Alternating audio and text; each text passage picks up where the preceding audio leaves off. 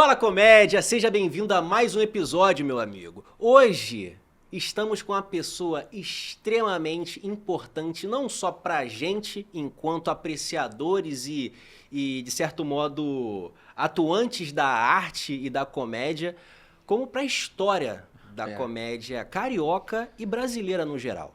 Convidado mais do que ilustre. Porra, um convidado assim de, pesíssimo assim. A gente já trouxe pessoas, por exemplo, que são historiadores da comédia. Sim. Como o Havok. É. Agora a gente trouxe a história da comédia. Quem fez ela acontecer. Exatamente. Entendeu? Então, pra você que não me conhece, meu nome é Júnior Bernardes e a história é sobre sacanagem. Ao meu lado aqui nós temos ele, cara, que é o Batman deste Robin aqui, o mexilhãozinho deste Homem-Sereia, o Claudinho deste Bochecha, Vitor Hugo, meu amigo. O Claudinho desse Bochecha ficou bom. Porque se eu tiver que matar alguém, eu mato você. Infelizmente, não tem como ser diferente.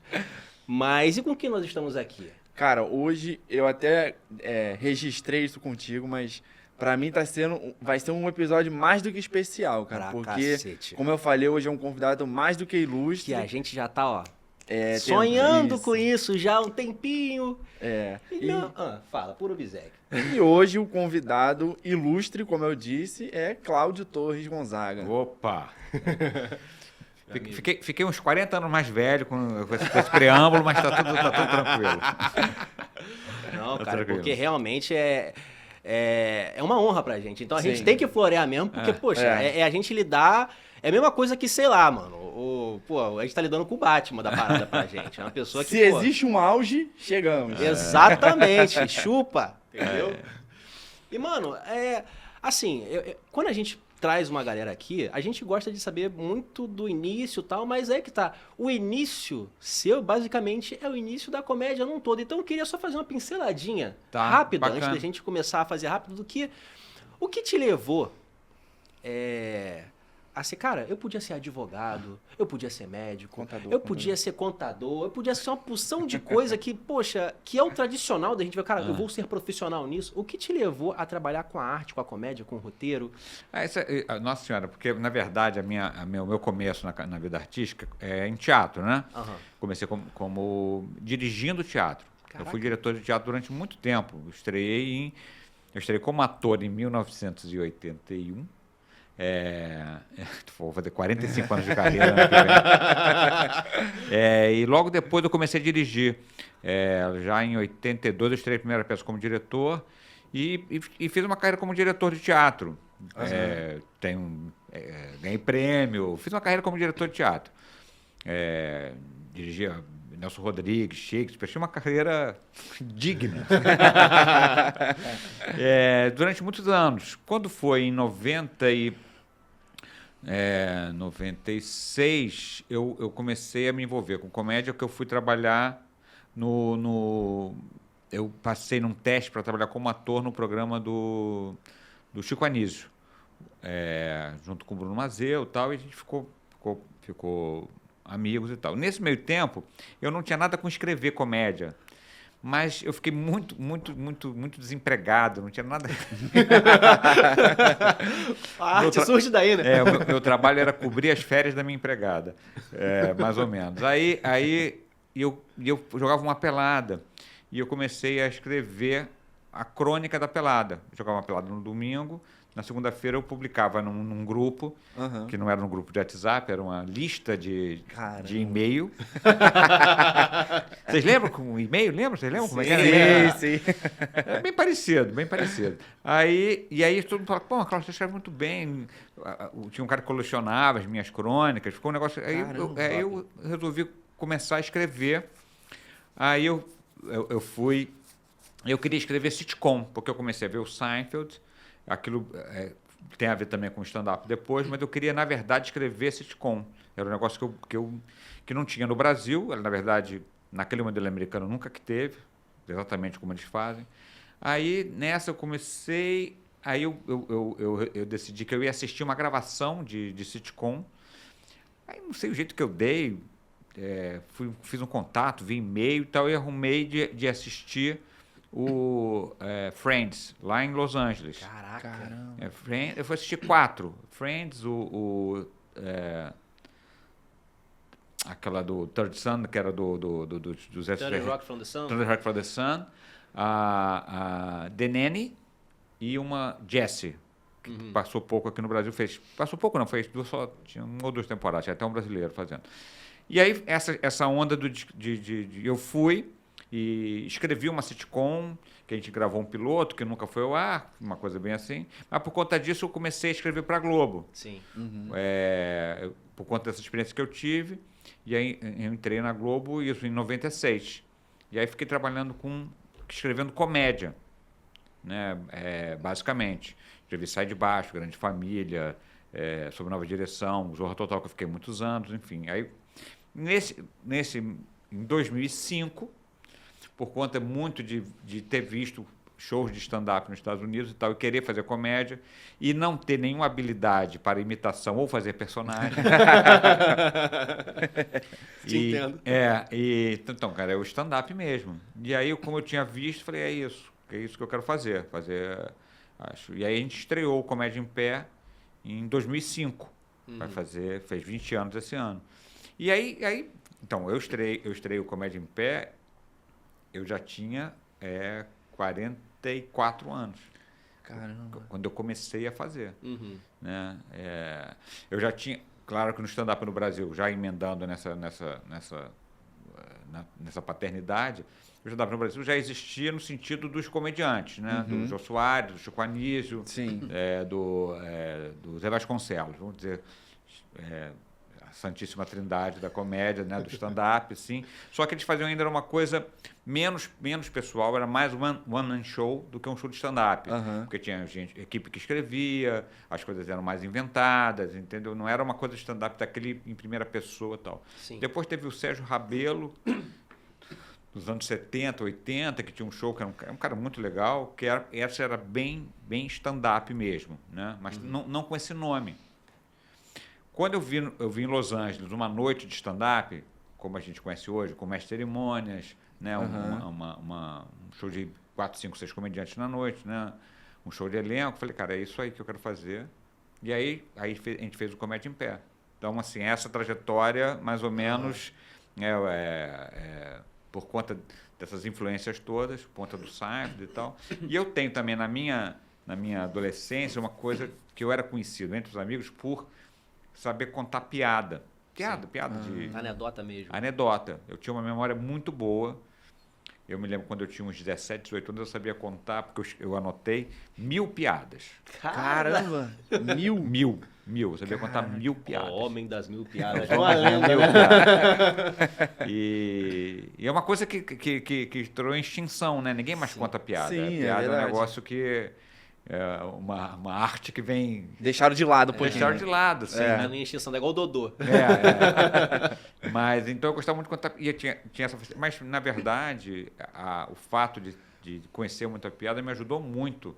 Porque, estruturalmente, é muito parecido, né? Quer dizer, é um setup punch ou uma preparação, desfecho de piada que a mecânica é a mesma, né? Só que... Eu acho que a grande diferença, eu acho que isso foi... Estou emendando um assunto no outro, mas... Não, por favor, o programa é seu. Mas é porque eu acho que a grande diferença, por que o stand-up tão rapidamente se popularizou, né? Porque ele tinha uma diferença entre o contador de piada e o stand-up, que o contador de piada, a vítima, o alvo, é o outro. Então, é a loura, é o português, né? É o cara que é burro, é o outro que é o alvo. Quando veio o comédia stand-up, que o cara era eu sou o burro, eu sou o irritado, eu sou o idiota, que o alvo era a própria pessoa, isso mudou completamente. Né? A piada deixou de ser o outro e passou a ser a própria pessoa. Então, eu acho que tinha uma demanda reprimida de gente que queria fazer esse tipo de comédia, de público que queria assistir. Né? Porque também gera, imagino eu também, que quando você faz piada sobre os outros, nem sempre você gera uma identificação, mas grande parte do riso é um riso de identificação. Então, se você faz, eu sou burro, eu sou... Cara, eu sou assim também. E tem um contrário também, da pessoa que poderia ser uma eventual consumidora, pode se sentir, pô, se eu for assistir, talvez eu seja o alvo ali, ou o meu biotipo ali seja o alvo, e sendo o stand-up desse jeito, o humorista se colocando nessa função de alvo, muda essa perspectiva do público também. Não, e o stand-up, nesse sentido, ele é muito democrático, no sentido de que não tem nenhum limite, né? Quer dizer, então, por exemplo, o cego, que era o cego da piada, passou a ser o cego comediante. É uma coisa que não tinha, né? Foi uma coisa que o stand-up... Estou falando do cego, mas tem todo tipo de pessoa. Não tem limite, né? Para quem pode ser comediante stand-up, né? É um negócio incrível. E ele precisa de muito pouco, né? Na verdade, você precisa de... Um microfone e uma ideia, né? E dá para fazer sem microfone. Né? Você precisa só ter um falando e gente assistindo. Sim, é verdade. Né? É só isso que precisa, não tem nada além disso. O microfone ajuda. Mas a rigor não precisa nem disso. Né? Então, acho que teve essa evolução do stand-up, né? Eu tiro muito isso. Foi muito interessante que a gente fez o primeiro show em 2005. Né? O primeiro fui eu, o Paulo Carvalho e o Fernando Ceilão. Logo na semana seguinte, veio de convidados que já estavam começando a fazer stand-up em lugares diferentes, o Rafinha Bastos, o Diogo Portugal, o Bruno Mota. O Bruno Mota fazia em Belo Horizonte, o Rafinha fazia no Sul, em São Paulo já, e o Diogo fazia em Curitiba. Né? Mas eles faziam, tipo assim... Faziam trechos de stand-up dentro de shows de variedades. Entendeu? Por exemplo, eles tinham um show, por exemplo, o Marcelo Mantes fazia um pouquinho de stand-up no Terça Insana. Eu acho que o show do Rafinha, se não me engano, chamava Mundo Cane, que ele também fazia stand-up dentro. O Bruno Mota abria show do Zé Vasconcelos. O Diogo já tinha o Risorama em Curitiba e tinha um pedaço de stand-up. Todo mundo fazia assim. Essa ideia de fazer com, né, uma noite só de stand-up foi com Comédia em Pé. Então, quando apareceu isso, veio todo mundo. Então, esse elenco, eu, Paulo, depois o Caruso também veio logo nesse outro dia, o Rafinha e tal. Quando foi em 2012, foi uns 7 anos de diferença, acho que foi 2012, que tinha uma maratona em São Paulo, como é que chama? Virada Cultural. Sim. O stand-up estava bombando, e esse mesmo elenco que fez esse show no Leblon para 30 pessoas, fez um show na Praça da Sé para 30 mil pessoas. Caraca! 30 mil pessoas. 30 mil pessoas. Eu tenho essa foto, era uma multidão. Uma multidão, né? E nem acho que é o melhor jeito de você fazer stand-up, porque, na verdade, as pessoas ficam vendo no telão, você não consegue ouvir muito riso, porque é um negócio muito grande. Mas, assim, só para dar a dimensão de como uma coisa que surge... Escalonou, né? Surge em 2005 e em 7 anos depois, está fazendo um show em praça... Né? Um show que a gente tinha que começar explicando o que era stand-up. Porque o público não sabia o que era stand-up. Não sabia que a gente ia contar piada em primeira pessoa, que a gente não ia usar personagem, que a gente não ia fazer voz. Né? Entendeu? A gente tinha que explicar isso para o público para começar a fazer as piadas. Sim. Passou disso em 7 anos para ser uma coisa popular, de fato popular. Para você lotar uma praça. Na época, aquele programa lá da Band estava bombando, lá o Danilo Gentili, Rafinha. CQC estava bombando. Então, eu acho até que foi o auge, no sentido de... Eu acho que não sei se hoje você faria talvez... Né, tem umas pessoas que fazem show para 15 mil, 10 mil. Né? O Whindersson, né? O próprio Os Quatro Amigos. Eu acho que hoje eles conseguiriam fazer esse show. Mas então é isso. Então, o Comédia em Pé fez essa... A gente fez, né, começou isso em 2005 e realmente era uma demanda muito reprimida, tanto que teve esse sucesso muito rápido. Muito rápido, né? E espalhou muito rápido também. Muito rápido, muito rápido. Eu fiquei só com uma dúvida, assim, de curiosidade mesmo. Quando vocês começaram, vocês foram em shows pontuais, de pouquinho em pouquinho, assim, plantando, ou foi, tipo, já pegou, fazendo uma temporada? Né? Não, o que aconteceu é o seguinte, a gente fez essa primeira versão em 2005, demos uma parada. Quando a gente já voltou fazendo quarta-feira no Porão da Laurovim E no final de semana, sexta e sábado, a gente fazia às 11 horas aqui no Barra Square. Já entramos em temporada. Já foi em temporada. Já foi assim, foi muito rápido. Na verdade, a gente voltou num show, num bingo. Caramba! Porque tinha os bingos. Já teve isso no Brasil várias vezes, mas pouco de forma legal, né? Um bingo legal. Sim. E os bingos faziam atrações para manter as pessoas lá, porque, né? Eu me lembro que a gente marcou esse show e eu passei o endereço para o Caruso. Caruso, tem esse show dia tal. Daqui a pouco ele me diz, Cláudio, porra, tu me deu o endereço errado. Não, cara, é esse mesmo. Não, cara, você me deu o endereço de um bingo. Eu falei assim, mas era um bingo, pode entrar. Não está errado, não. Não está errado, é aqui mesmo. E o show era eles pagavam um cachê pra gente, o show era de graça pro público, né? Aí dali desse show no bingo, a Alina Lira, que é a minha sócia no Comédia em Pé, foi assistir, virou a produtora, e aí a gente deslanchou. Cara, tem duas coisinhas que eu só queria perguntar, até por mais detalhes mesmo. A primeira você falou que já começou pelo teatro. Você sempre teve, tipo assim, a partir do momento que você começou a se tornar mais adulto, sem preciso ter dinheiro, teu foco sempre foi trabalhar com arte? Ou tu pensou em alguma outra coisa e acabou caindo nisso? Não, eu sempre fui trabalhar com arte. O que eu exerci durante muito tempo foi ser professor, mas de coisas ligadas ao teatro. Entendi. Então para sobreviver, porque eu fiz faculdade de teatro. Sim. Como cenógrafo, porque eu sou cenógrafo também. Foda.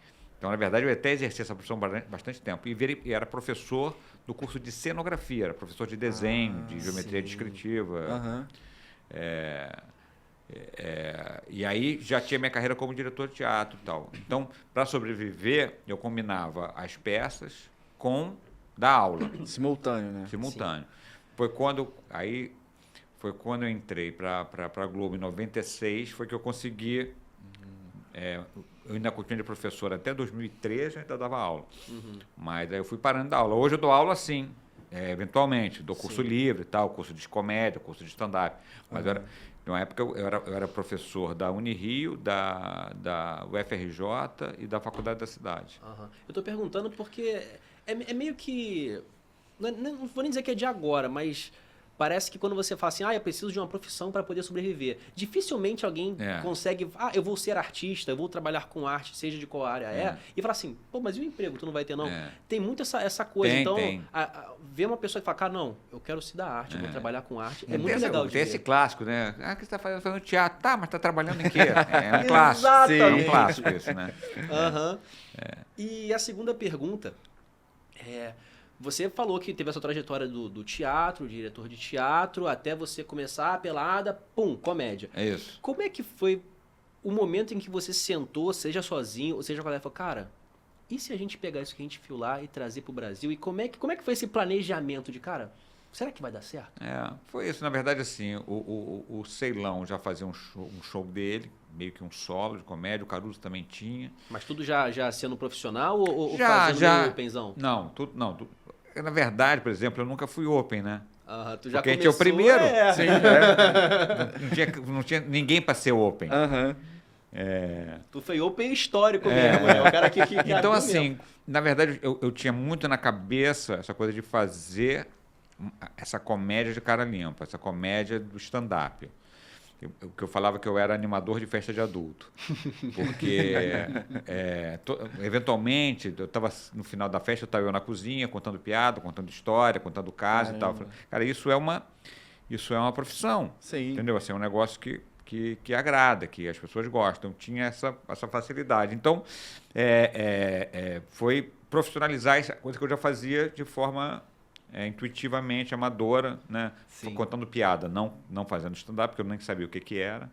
Né? Aí depois eu fui estudar, li muitos livros, vi muita coisa, vi muito show, assim, foi me preparando. Mas eu já tinha isso, já estava lá no terceiro casamento, já tinha uma vida que eu tinha aqui, mas na verdade, como eu estava em 2005 eu estava na Globo.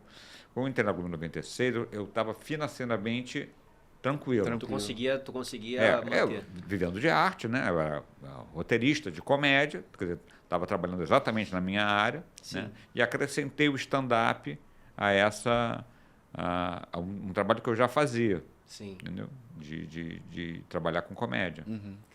Cara, eu queria entrar dessa parte de ser roteirista da Globo e tal, mas antes eu queria só finalizar essa parte do Comédia em Pé, que é uma coisa que eu tava pensando assim.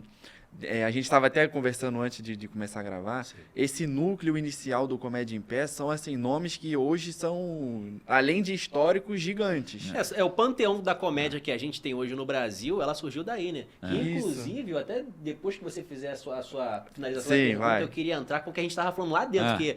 Pra quem não sabe, existe esse negócio de irmãos Wright e Santos Dumont. Quem começou a comédia no Brasil? Se foi o Carioca, se foi o Paulista, e a gente já recebeu uma resposta lá dentro que eu adorei. E que a gente tem que trazer pro ar, né? E que a gente quer trazer. Então faça uma pergunta que depois eu quero saber essa. Não, eu queria saber assim, se naquela época já se sabia, não o tamanho e a proporção que tomou, mas se aquele núcleo de vocês, de comediantes, vocês já tinham um conhecimento, a noção de que eram comediantes muito bons. Se já eram os Vingadores ou se era um monte de heróizinho solto por aí. Ou se foi assim, entre muitas aspas, não uma curiosidade, mas um acontecimento assim, eles terem tomado a proporção que tomaram. Já se sabia dessa qualidade que vocês tinham ou fugiu disso? Quando a gente chegou era tudo mato. Não, na verdade a gente teve essa facilidade. É verdade, porque como não tinha... A gente tinha todos os assuntos. Imagina, a gente começou a fazer a comédia stand-up, a gente tinha todos os tópicos. Sim. Né? Porque hoje, se você quiser fazer um set sobre piadas de avião, você fala, cara, isso aqui já fizeram, essa já fizeram, essa já tem, essa... vou fazer piada de casamento, já tem essa, já tem essa, já tem essa. Então, quando a gente chegou, né? Mas era tudo muito... É isso, né? O Ceilão já tinha um show que ele já fazia, né? Coisa de stand-up. O Caruso também tinha um show que ele também já tinha feito, várias coisas de stand-up. E ele já tinha o Zé, que era de improviso, que são parentes, vamos dizer assim, né? Então, assim, a gente tinha toda essa mas estava todo mundo experimentando. Eu me lembro que meu primeiro setup era uma pedra sobre a Rua Mena Barreto, que é uma rua em Botafogo. Cara, eu me lembro assim, eu falei, cara, se eu vou começar... a minha primeira frase é, eu odeio a Rua Mena Barreto. E eu pensava, se não rirem disso, eu vou embora. Eu vou parar. E riram quando eu falei isso, eu odeio Mena Barreto. Era no Leblon, na Zona Sul, então as pessoas realmente conheciam essa rua, que a rua que está sendo engarrafada, não sei o quê. Então, meu primeiro set era sobre a Mena Barreto. Então, é isso, a gente tinha todas as possibilidades, mas estava todo mundo experimentando. E a gente, durante muitos anos, a gente se ajudava muito. Assim, durante, sei lá, a gente ficou 15 anos ininterruptos, pelo menos, durante 5, 6, 7 anos, a gente assistia, todo mundo assistia o show todos os dias de todo mundo. A gente viu o show da plateia. Quem assistiu o Comédia em Pé vai lembrar que a gente ficava sentado na primeira fila e quem entrando da plateia, porque a gente ficava se assistindo, porque quando acabava o show, eu falava, cara, aquela tua piada, inclui essa aqui, coloca... Né? Tem essa... Eu tenho até só uma historinha para ilustrar disso. Por favor. Que eu tinha passado uma piada para o Fábio. Ele tinha um set lá. Eu falei, pô, Fábio, essa piada aqui dá para você encaixar no teu set. Aí eu falei, beleza. Aí a gente fazia muito show. Aí ele fez o show seguinte, ele não fez a piada que eu tinha sugerido para ele fazer. Eu falei, ele não gostou, beleza. Faço eu. Eu já tinha oferecido para ele. Ele não... Sim. Faço eu, guardei, vou fazer essa piada. No show seguinte, ele ficava ali na plateia e eu dei uma cochilada. Eu dei uma piscada assim mais longa, vamos dizer assim. Que foi o tempo suficiente para ele fazer a piada. E eu não ouvi. E eu entrei depois dele e fiz a mesma piada. Caramba. Não é que não riram, é que fez um silêncio constrangedor. Tá? Porque quando você entra no palco, tem um som. Quando eu fiz a piada, fez aquele silêncio. Aí alguém da plateia falou assim, o outro moço já falou. Que eu queria morrer. Errou! Eu queria morrer. Caramba. Pra você. Então, enfim, mas só para ilustrar que a gente se ajudava. A gente fazia... porque às vezes o cara tinha um set, por exemplo, de banheiro. Aí você achava uma piada. Eu não tinha um set de banheiro. Então, em vez de guardar para mim, dava para o colega. Até porque era todo mundo meio que se ajudando, todo mundo se ajudando. Então, respondendo a tua pergunta, assim, a gente se ajudava muito e foi assistindo fazendo. Inclusive, tem um pequeno documentário, né, que é até do Rafinha Bastos, que tem muito essa parada. Ele tentando desenvolver um set.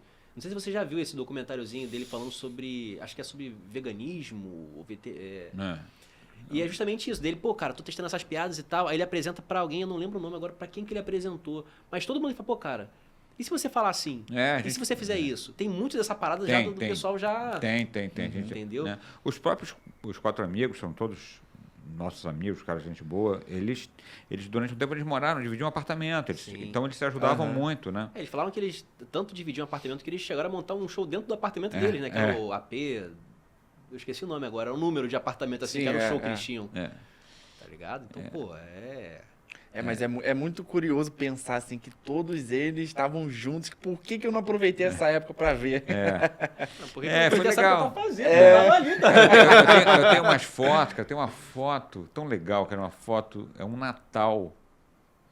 É um Natal lá em São Paulo, na casa do pai do Fábio. A foto tem assim... Tá todo mundo ali. Porra, eu já vi tantas fotos todo já que você mundo ali, tá aparecendo até o Wally. Toda foto que eu vi assim da comédia tem você no canto. Ali, caralho. Ali tá todo mundo naquela foto. Tem uma outra foto. Durante muito tempo também a gente fazia aqui no Rio, na minha casa, eu morei numa casa grande e tal, que a gente fazia o Natal lá dos comediantes. Tem várias fotos com todo mundo lá. A gente muito no Diagonal. Também os comediantes todos. Tinha uma coisa assim, realmente, como a gente eram uns poucos, a gente estava sempre junto, se encontrando, né? Tem show de, eu não vou dizer nem quem é, mas que estão na mesma foto depois pessoas que viraram inimigos históricos. Então, no início estava todo mundo lá, todo mundo querendo... Eu achei uma coisa assim, todo mundo queria que o gênero vingasse, entendeu? Sim. Tava todo mundo empenhado que o stand-up desse certo. Então, quando a gente... Até hoje é assim, na verdade, mas quando a gente... O Comédia em Pé sempre teve participação, sempre abriu muita participação e muita gente passou pelo Comédia em Pé, assim, estreando, fazendo participação. A gente fazia, por exemplo, quando a gente fazia turnê, toda a cidade a gente perguntava, olha, quem quiser, tem algum comediante local que queira fazer, que queira testar, a gente está aberto e tal. Me lembro quando a gente foi para Fortaleza, o nosso amigo, o LC Galeto, sabe quem é esse? Galeto, o Galeto. O Galeto foi que produziu a gente, levou, ele pediu para fazer. E quando a gente foi para Fortaleza, a Fortaleza era muito forte de comédia, mais de personagem. Então foi quase tipo assim, caramba, dá para fazer assim peruca? Nem sabia. Porque era praticamente, lá todo mundo fazia. Eu fazia o personagem feminino, fazia... Sim. Legal pra caramba, mas era diferente. E aí, isso, por exemplo, criou um movimento de stand-up em Fortaleza que gerou alguns comediantes, entre ele o LC Galeto. Quando a gente foi para Palmas, o produtor local falou, olha, tem um menino aí que quer fazer, ele nunca fez, mas ele já testou, não sei o quê. Era o Paulo Vieira. Caramba! Fez Open no Comédia em Pé. Caramba! Entendeu? Ai, Deus. O Maurício Meirelles fez Open em São Paulo. Porque o Maurício, antes de ser Maurício Meirelles, ele era Maurício Carioca. É mesmo? Ele era o Maurício Carioca, porque ele era do Rio. Sim. Em São Paulo, ele era o Maurício Carioca. Caramba! E aí ele... Maurício Carioca. Ele foi fazer um Open do Comédia em Pé, quando a gente fez uma temporada em São Paulo.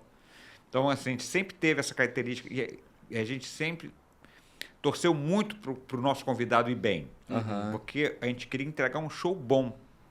Então, assim, quando a gente chamava alguém e o cara ia muito bem, melhor do que os comediantes do grupo, a gente achava ótimo, porque a gente queria entregar um show bom. Também, né? Entendeu? Entregar um show bom. O mais importante era o público receber um show bom. Tanto que no início eu resisti muito a ter os nossos nomes no cartaz da gente. Eu queria que as pessoas fossem ver o Comédia em Pé, independente dos comediantes que estivessem lá, entendeu? Para fixar a marca mais importante. Mais importante, né? E o cara saber que ia ter uma noite de stand-up lá. Sim. Pô, isso é muito top, cara. Pô, eu quero emendar mais uma antes de tu falar o que você ia falar.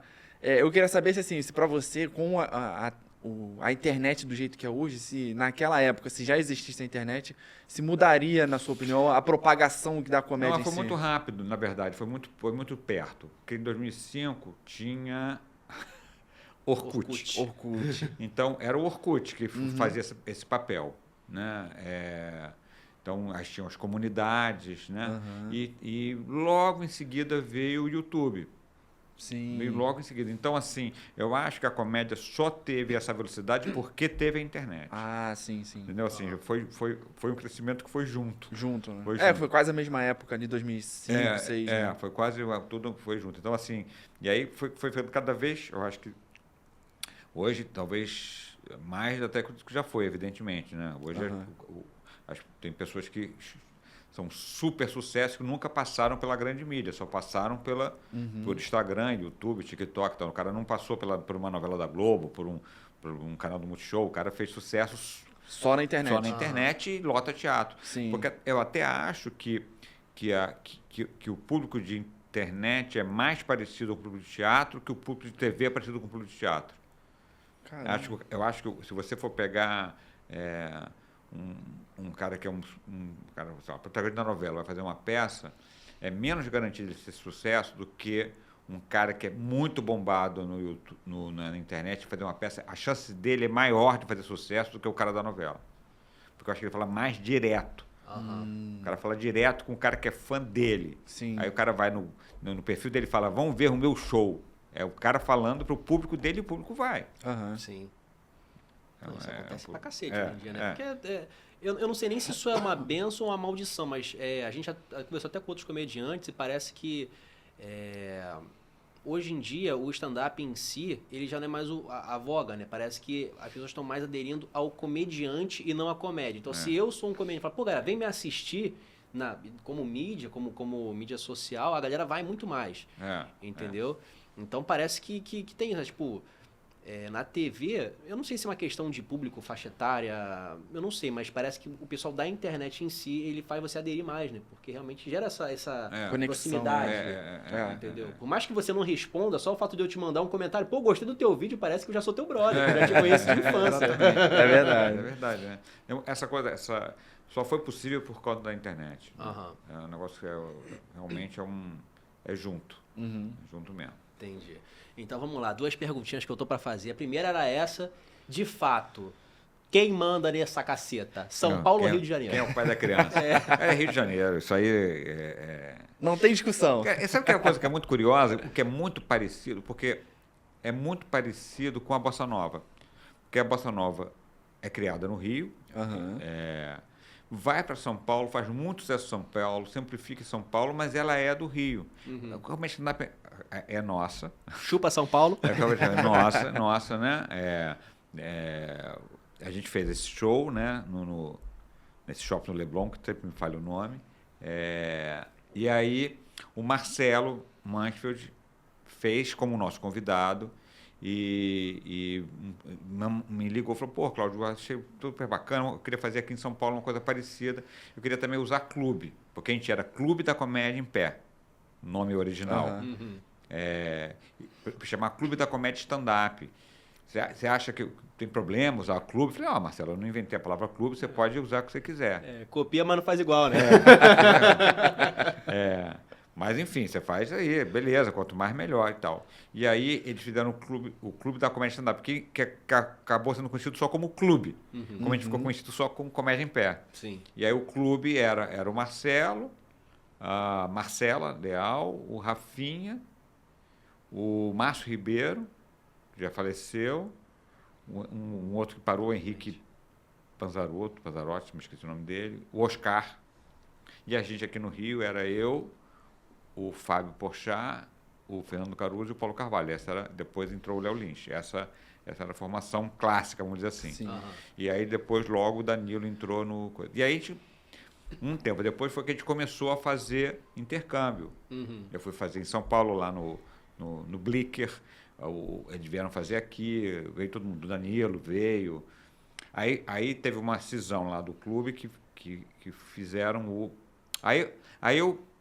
fizeram uma matéria com a gente, numa revista, não sei se foi Isto É ou a Veja, uma revista com bastante coisa. E eu te indiquei o Comédia ao Vivo, do Rabin. Sim.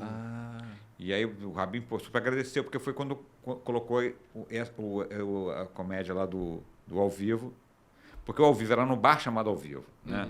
O Comédia Ao Vivo, que já era uma cisão do clube. Sim. Que tinha o Danilo, o Márcio Ribeiro, a Dani Calabresa.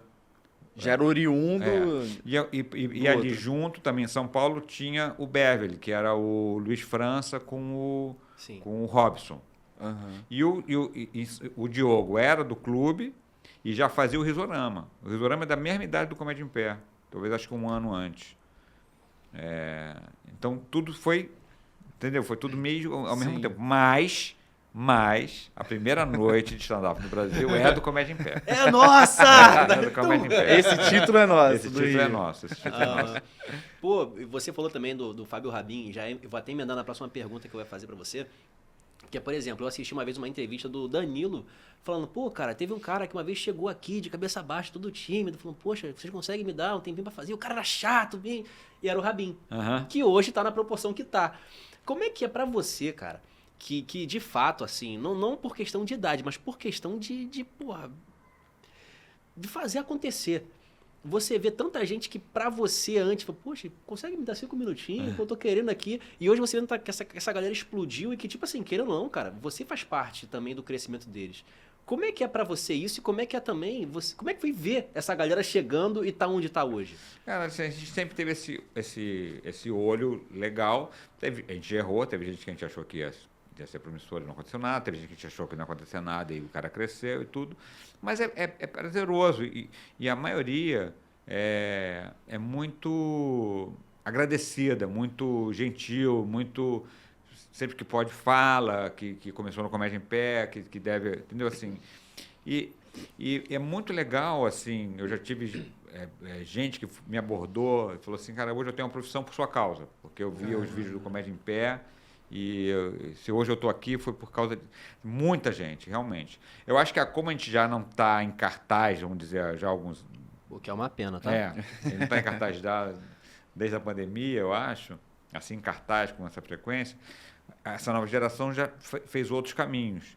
Mas, assim, era muito difícil alguém vencer sem passar pelo Comédia em Pé. O Comédia em Pé meio que dava um carimbo, uma chancela. Não, uma chancela. Falou, fez o Comédia em Pé. Assim. Inclusive, só para poder fazer uma recapitulação, a gente já tá em qual episódio que a gente tá? Esse é o 30 e pouco, né? A gente trouxe muita gente aqui. E vou te falar, da galera do stand-up que a gente trouxe, eu posso contar nos dedos de uma mão só quem não falou do Comédia em Pé. Sim. É verdade, é verdade. Você tá aqui para não me deixar mentir, cara. Entendeu? É realmente da Ju Querido, Absalão, Esmigo. Rapaz, mas é uma galera. Até quem não passou propriamente pelo Comédia em Pé, estudou o Comédia em Pé para poder fazer o que faz. Tá ligado? Isso é muito brabo. A gente tem vários monografias, né, de conclusão de curso, com Comédia em Pé como estudo. Eu já dei milhões de entrevistas, milhões, estou exagerando, mas algumas entrevistas, né, de gente que fez os seus, como é que chama isso? TCC.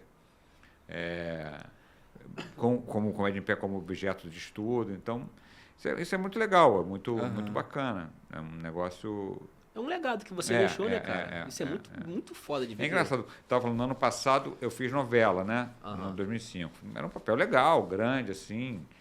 E as pessoas ainda me reconhecem muito mais pelo Comédia em Pé do que pela novela. Mesmo a novela sendo uma coisa que é diária, na tua casa, não sei o que, tá popular, o Comédia em Pé, claro, tudo bem, o Comédia em Pé são 15 anos, 20 anos fazendo, e a novela foi uma novela. Mas mesmo assim, me surpreendeu o fato as pessoas me reconhecerem mais pelo Comédia em Pé do que pela novela. Inclusive, que é uma coisa que a gente estava conversando lá dentro, que eu queria até te perguntar aqui também, que é justamente essa parada de... você já fez teatro, deu aula, deu tudo, e agora que você resolveu fazer uma parte da arte cênica também, cara. Na verdade, é isso? Eu sempre fui ator, né? Sim. Fiz muitas peças como ator, né? Trabalhei bastante como ator e tal, mas nunca tinha feito... Já tinha feito alguns quadros no Zorra como ator, alguns quadros fixos e tal, fiz, assim, aparições assim. Mas nunca tinha feito uma novela do início ao fim e tal. E eu adorei fazer. É curioso porque eu trabalhei 20 anos na Rede Globo como autor. E eu era chefe. Sim. Eu era Eu tinha era cargo alto. E assim, o meu papel na novela era bom, mas comparativamente como a minha função como autor era muito menor. Né? Eu era redator final de programa. Na época eu era redator final do programa do sábado e do programa do domingo. Eu era redator final do Zorro e redator final do Sob Nova Direção. Então eu era o redator final da comédia no final de semana. Então era pouca responsabilidade. Pouca responsabilidade. Pouco trabalho também. A novela era um papel bom, mas secundário. Mas só que o ator é muito melhor tratado do que o autor. Muito melhor. Eu falei, cara, eu passei 20 anos aqui, eu nunca tive um carrinho me esperando na portaria. E foi engraçado que assim, o que é bom a gente acostuma logo, né? Porque primeiro dia que eu fui e tal, aí eu perguntei onde é que era, falou assim, você não quer um carrinho para levar você no estúdio? Eu falei, não, pô, é ali, é 5 minutos a pé, eu vou e tal. No segundo dia, terceiro dia tinha um carrinho, o cara falou, o carrinho tá aqui, o senhor não quer ir? Eu falei, já que o carrinho tá aqui, eu vou. Já que tá aqui, né? No terceiro dia eu falei assim, porra, cadê meu carrinho que não chega? Já tava... Você já fica querendo... Entendeu? Me recusa a dar esse trajeto de 5 passos. 5 minutos é muito longe. Muito longe. Muito tempo andando. É um status muito alto do ator, assim, na televisão. É interessante, tem que ser mesmo, não estou desmerecendo, não. Mas eu acho que foi engraçado ter vivido esses dois lados. Sim. O lado do autor, num cargo de muita responsabilidade, e um ator num cargo legal, mas comparativamente menor, né? Qual te gerou mais prazer? Cara, são prazeres diferentes. Ter escrito Zorro durante 10 anos tinha um prazer de você chegar nas pessoas, você ouvir uma coisa que você criou numa redação, o cara na feira está usando para vender o produto dele, sabe? Você ouvir... Porque a minha época do Zorro é a época que tinha muito bordão na rua, né? Sim. Isso não te pertence mais, vem cá, eu te conheço, né? Então, quando você ouvia isso na rua, né? Era um prazer incrível, né? De você ver uma coisa que você, junto com os autores, criou, né? E aí... tu vê teu filho fazendo sucesso, né? Exatamente. Você vê... E você vê as pessoas... Porque eu tenho uma teoria que eu acho que o Brasil... Por que a comédia de bordão no Brasil funciona muito mais até que em outros países, assim. Realmente aqui funciona muito, né? Atualmente não tem programas, mas até hoje, esses bordões dos programas de humor... Olha a faca! Olha a faca, da minha gestão também. São coisas que ficam... no imaginário. Na memória. Porque eu acho que o brasileiro, ele gosta muito de ser o cara que é o engraçado da turma dele. O cara que é o engraçado no trabalho, o cara que é engraçado na turma da pelada, no bar e tal. E o bordão dá para ele uma coisa para ele ser o engraçado. Ele não precisa inventar. Já dá a ferramenta. Já dá a ferramenta. Então o cara tá entre o amigo deles assim, aí tem mais cerveja aí? O cara fala, morreu. Todo mundo vai rir da piada dele, só que quem deu esse bordão para ele foi a gente, né? Foram os autores. Então esse prazer de dar essa possibilidade de qualquer pessoa ser engraçada com as coisas que a gente criou, é um negócio que é muito legal, muito legal. Se você for parar para ver, cara, não é que o bordão hoje ele está sendo ele meio que foi ressignificado, porque o que o brasileiro faz hoje é usar os memes como uma linguagem. Exatamente. E o que é o meme se não um bordão? Um meme, o próprio funk, né? O que tiro foi esse? É um bordão. Exato. Sim. O funk também pegou esse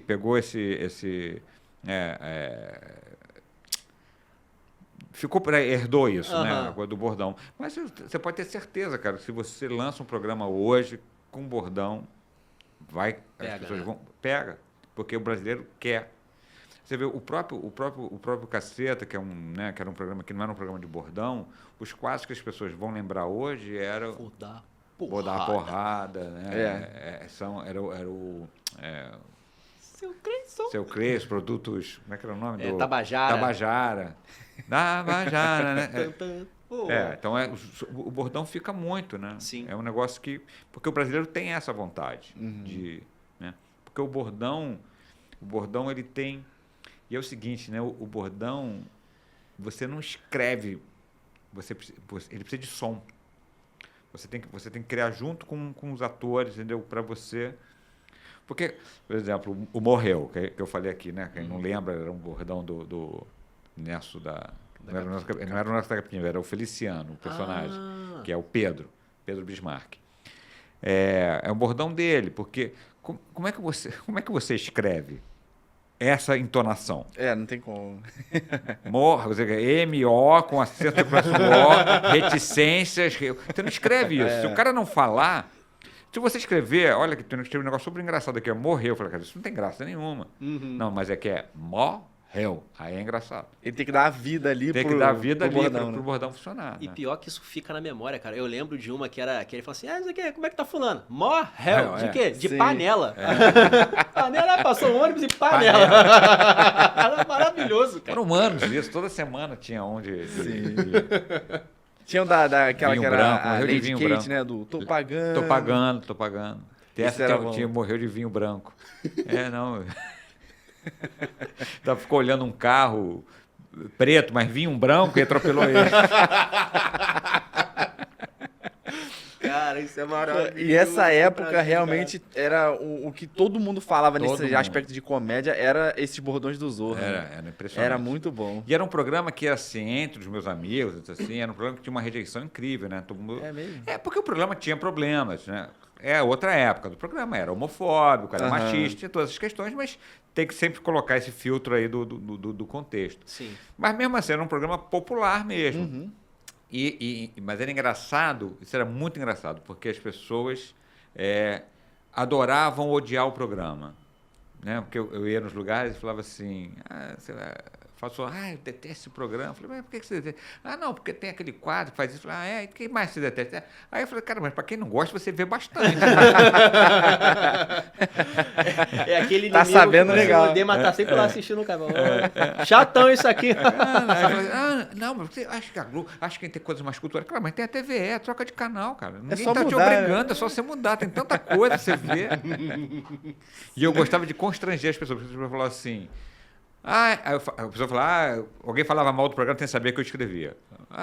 Eu detesto o programa. Eu falava, mas sou eu que escrevo. Aí a pessoa ficava sem graça, né? É que eu não gosto do quadro tal, mas esse também sou eu. Eu escrevo tudo, ali, sou eu. Tudo passa por mim, então não adianta você querer disfarçar, não. Vai me ofender agora? E aí? Mas assim, você participa desde o início do programa? Do Zorra? Do Zorra? Não, na verdade assim, eu participo como redator desde o início, mas eu virei redator final em 2000, eu acho. Eu fui 10 anos redator final do programa. Caraca. E foi basicamente o período de auge, né? De popularização maior. Assim. Porque depois, quando veio o novo Zorro, ele fez questão de não ter bordão. Entendeu? Ele resolveu fazer um outro tipo de comédia. Ok, foi um caminho que eles quiseram para distanciar do Zorro. Mas eu acho que foi uma coisa... Eu acho que o público quer ver. Entendeu? Tanto que... Um pouco da essência do programa. Cara, tá lá a praça até hoje, cara.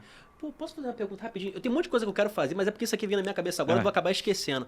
Como é que você que foi redator da Globo, redator final da Globo, do humor, durante tanto tempo, como é que você vê hoje, por exemplo, comparado um Zorra, os programas que você fazia com, por exemplo, um Aberto ao Público, que tentou fazer, acho que até foi cancelado. Como é que você vê essa questão da dinâmica dos programas e... Se ele foi cancelado por algum motivo, tipo, não tem graça, ou que não faz mais parte do contexto, do humor, como é que você vê essa questão dos programas assim? Olha, eu acho assim, eu acho que houve uma eu acho que assim, que as emissoras, a Globo, por exemplo, deixou de fazer esses programas não porque o público deixou de assistir. Porque eu acho que o público, se você colocar hoje um programa popular com bordão, ele vai virar, né? Então, acho que houve um cansaço de quem... por exemplo, o Sai de Baixo podia estar até hoje. Não tem dúvida nenhuma. O elenco cansou de fazer. A Grande Família, o elenco cansou de fazer.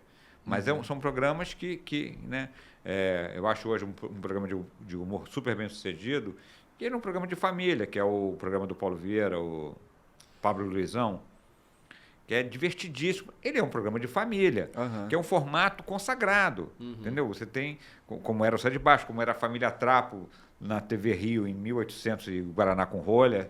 Assim, esses programas sempre dão certo. Sempre dão certo, sempre funcionam. Aí é uma tentativa de tentar... É uma tentativa de buscar outros formatos. Eu, particularmente... esse elenco do Aberto ao Público é espetacular. Sim. A Bruna, o Maurício, o Murilo, o Thiago, eles são comediantes nota 10.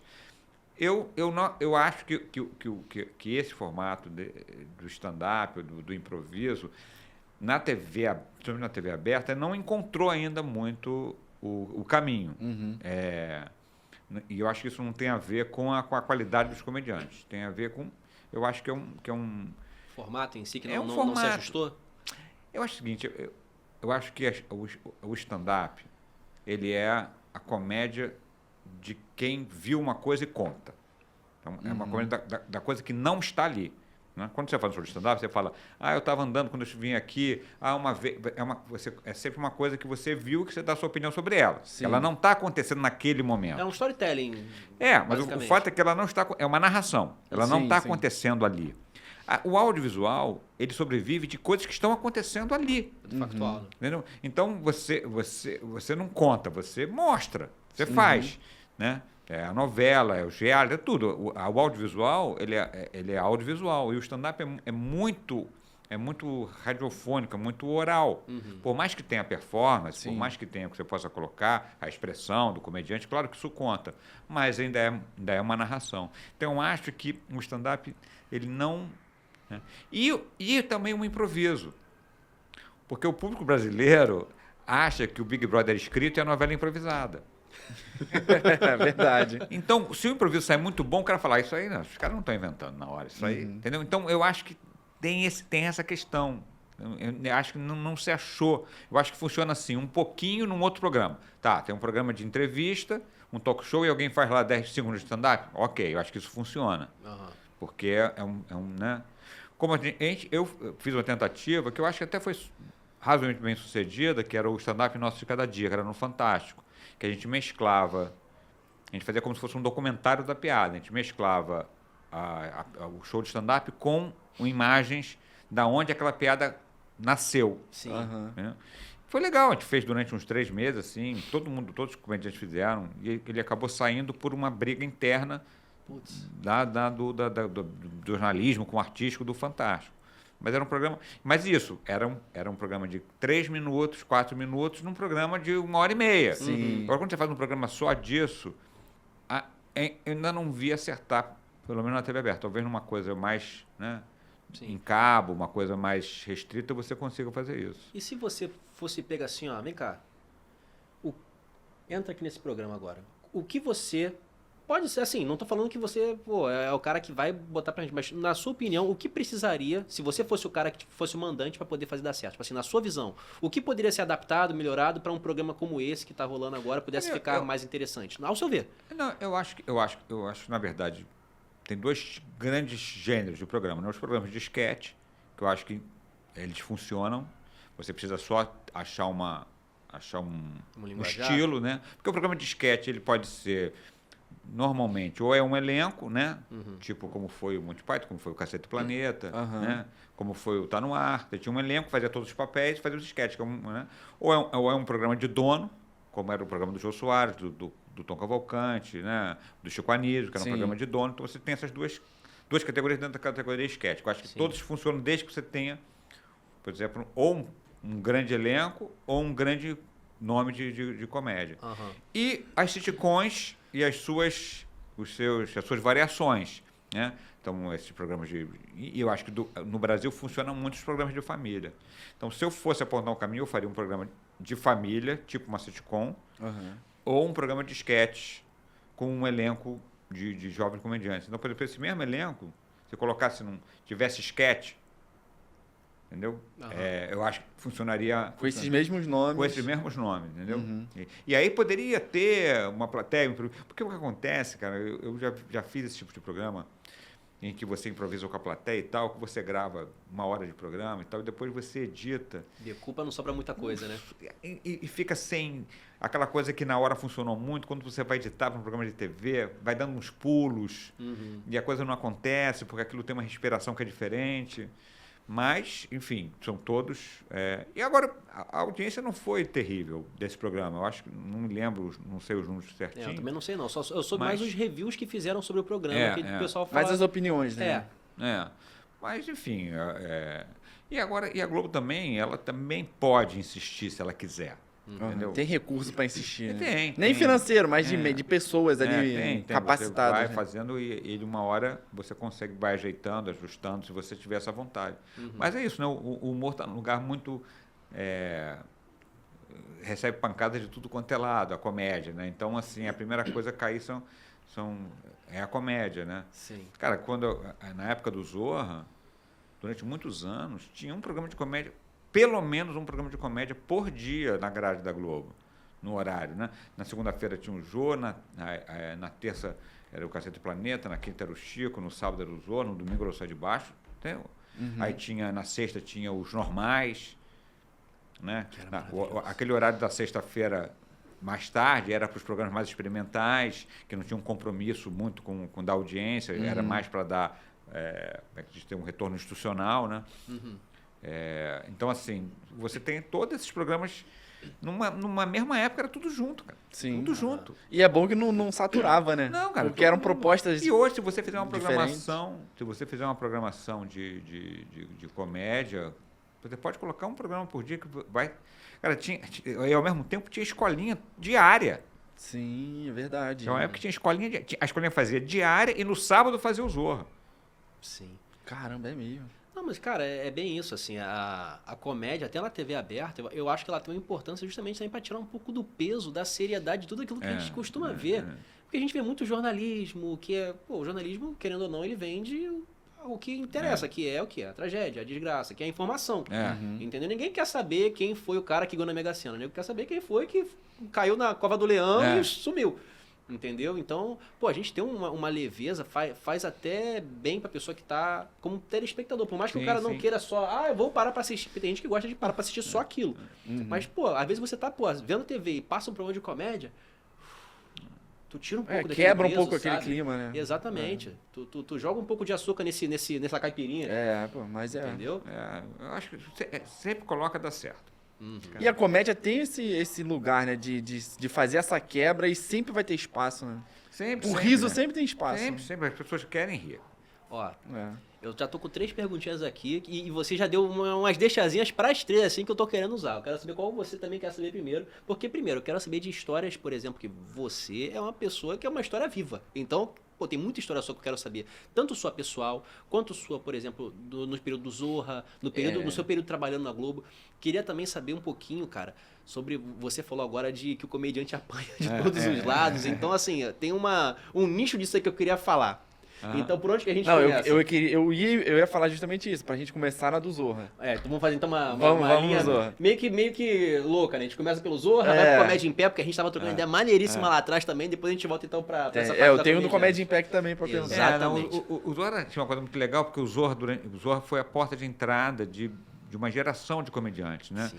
O Sherman, que era o diretor do programa, o Maurício Sherman, tinha esse olho eu ia muito com ele ao teatro, achar gente no teatro. No teatro. Tipo olheiro de futebol mesmo. Caraca. A gente foi muito, né? Assim, a gente achou o Márcio e o Leandro Hassum, né? A gente fazia o Nós na Fita, né? A gente foi assistir. O Rodrigo Fagundes fazia me esqueci o nome, Surto, junto com a Samantha Schmutz. Tudo chegou no programa, né? Assim... Tinha a escolinha durante muitos anos fez isso, era a porta de entrada do comediante, depois passou a ser o Zorra, que era onde, né, os comediantes tinham oportunidade, porque como o Zorra tinha aquela história de esquete, a gente gravava 3, 4 esquetes, se fosse bem, ficava, se não fosse bem, foi dada oportunidade, assim foi. A Fabiana Carla apareceu no Zorra também, né? A primeira coisa que ela fez maior foi Isso Não Te Pertence Mais, que era... A primeira ela fazia uma empregada, me esqueci o nome, que era ótima, que era muito divertida, fazia dupla até com o Nelson Freitas. Sim, que inclusive também teve um outro quadro depois do Adão. Teve esse quadro, mas ele tinha outro que ele fazia o marido corno. O corno, eu lembro. Junto fez com a Maria Clara Gueiros. A Maria Clara Gueiros apareceu no Zorra fazendo Vem Cá, Eu Te Conheço, né? Então, assim, o Zorra tinha essa... Era a malhação da comédia. Então, o divertido é que a gente, além de ir no teatro, a gente tinha uma redação no Leblon, que a gente recebia comediantes que iam mostrar os quadros. Caraca. Caramba. E era meio constrangedor. Porque era uma sala, assim, e o cara ia lá e fazia o que ele achava que era engraçado. Que ia bombar. E às vezes era terrível. E já é assim, tudo bem, não era fácil. Você fazer comédia para uma equipe de redatores, o diretor-geral do programa, peso numa absurdo, sala de né? um hotel. Sim. É um negócio que era difícil, mas a gente recebia Só pérolas. muitos vídeos. A gente tinha até um problema, porque a gente não podia receber nada escrito. A Globo não deixava porque... por questão de processo. Né? Porque às vezes o cara mandava, a gente nem abria. Então a gente, quando o cara mostrava pessoalmente, era diferente, né? Mas então muita gente foi mostrar. Por exemplo, a Lady Kate apareceu lá na redação. Ah, sim. Né? Os seguranças, que eram o Márcio e o Lelê, foi assim, eles fizeram o quadro pra gente na redação. Caraca. Então a gente teve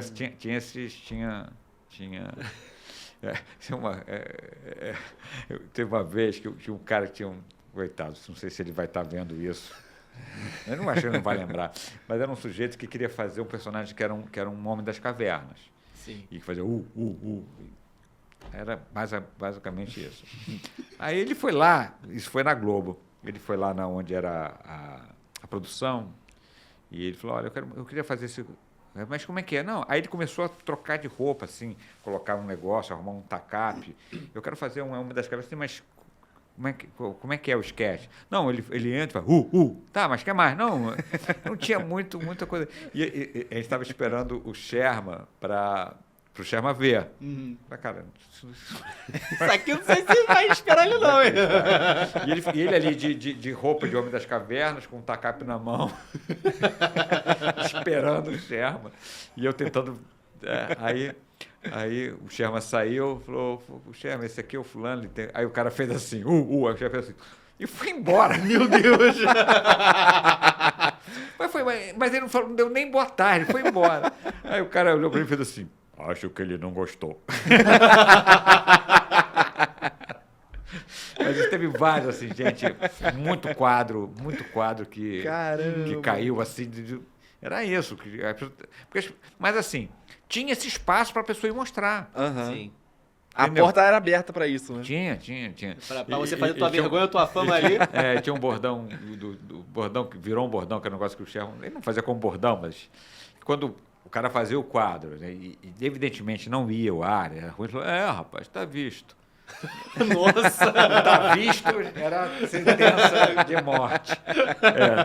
Rapaz, tá visto.